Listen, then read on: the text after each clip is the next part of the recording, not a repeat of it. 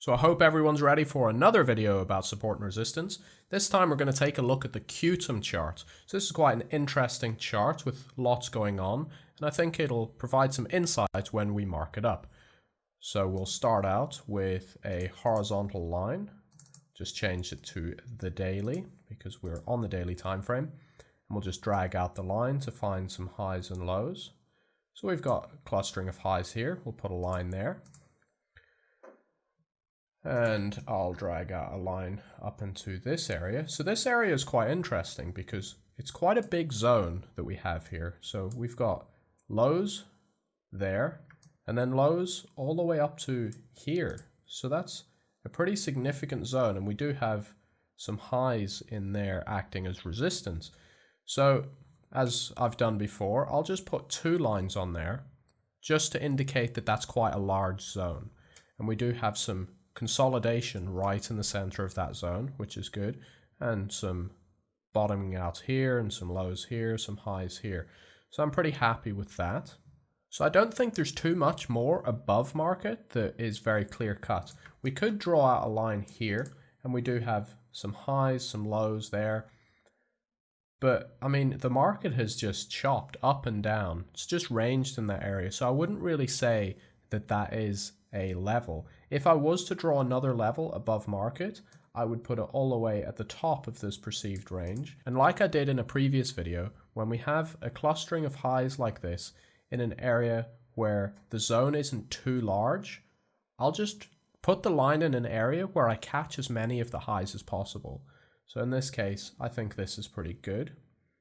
And then other than that, above market, I don't think there's too much. And below market, there isn't too much either. We can definitely put a line here just to indicate that that was some support, and we could even put one down here at the major low. And I mean, that would be it, really. There's nothing else we could put on there. And even these two lines, we don't strictly need because they are quite far away from market, but I'll just leave them in because they are valid and we've done it now, so there's no point removing them. So now we'll drop down to the hourly chart. And I'll just drag out this, change it to the hourly template, and I'll drag the line out to these lows here, pre-breakdown. There's nothing else back there. Drag this line up here. Is there any lows down here? This is pretty dubious. We do chop through it in this area. But one thing that will make me want to have the line here is that it's been respected recently. So there's definitely a case of recency bias. So you should definitely have a recency bias when it comes to drawing these areas on. So this area here, it's definitely not a level where we've just drawn. I mean, we did respect it here, but in this area, we just cut all the way through it like it was nothing several times. So it's definitely not valid in this area here. So if I did draw it here, I would have removed it in this area because we just washed straight through it. But as we come into more recent price action, we've respected it really well. So we have broke through, we tried to get above, we couldn't, try to get above again, we couldn't, and then we touch it almost perfectly twice here before breaking down. So I will keep that line in there, but if we start to get a washing area like this through that level again, then I will remove it. So now I'll just zoom out so we see if there's anything else that we can add. And really, there's not too much more that we could add, to be honest. We don't want to start adding hourly levels way down here past this daily level. It's just way too far away from the market to be concerned about. And same with the areas up here, really. So I'll just zoom back into the current market price. So let's just throw a few more hourly lines on just above market, just for the sake of practice. If I was actually marking this chart up to trade with, I wouldn't put these lines on just because they're quite far away from the market price. But for the sake of practice, it's well worth it, I think. So we'll just drag this line out. We've got this lovely area here where we've got some lows and we've got some highs there. And we'll scroll back, see if there's anything else that we can add. We could maybe say this was a level in there. So we do have a few highs here. We do kind of wash through it, but ultimately the whole zone is respected. We have some lows here, and we did break down. We did come back and retest it just there. So I will keep that there. Scroll up and put this on here. So we have a huge series of lows in this area where we can't break through. When we finally do, we find some resistance in that same area as well. And then beyond that, there's not too much else going on up there. So I think that's it for this chart. And one more thing that I'll add just before we finish. So I think this chart is fully marked up, but sometimes you'll see something like this where the current area that the market's in has some level bottoms like this, but it's not an existing level. It's not a zone already. What do you do there? Should we draw the line on there? Or should we wait until something happens for us to make a judgment call? So if the market just breaks down from here, would we say that's a level? Or if it breaks up, is that a level? Like, these are decisions that you need to come to yourself.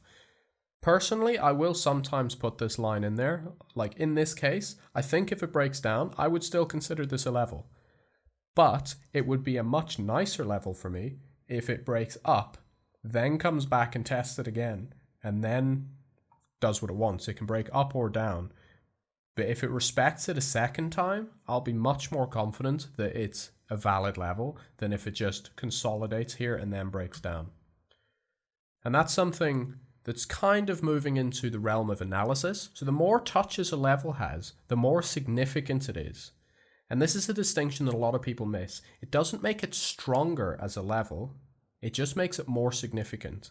I'll make a quick drawing just to illustrate this point. Let's say from here, the market moves up. It comes back down into the same area. We're looking for it to act as support, and the support holds. We move away again. Now we turn around, we start moving back towards that same area. A lot of traders will want to get in at this point because it's a strong level. It's been support twice before and we're approaching it the third time. Market just doesn't want to get through that level. It's really strong support. I'll buy it here. And invariably, they put their stops down here, the market just plunges. That's just how it goes. It's a more significant level, but it's certainly not stronger.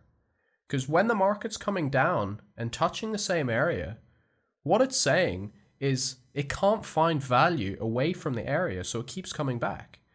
And that's just an increasing sign that it wants to break through. Maybe it probes and it decides, nope, that's not where I want to be, and it goes parabolic the other way. Maybe. But what it's saying by keep coming back to that same level is that it wants to explore, basically. So it's more significant, but it's not stronger. But then if we do break down and we come and test it from below, that would be an area I would want to take a trade. So this is definitely delving too far into the realm of analysis and how I actually use these. And that's what the daily analysis videos are going to be for. And into the future, I will start analyzing other coins as well.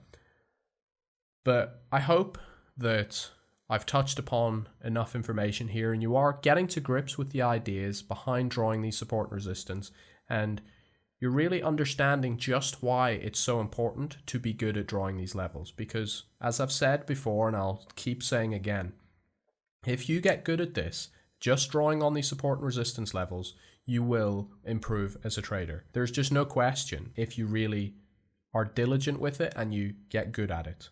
But anyway, that's enough rambling from me. So until I make another video, I will see you later.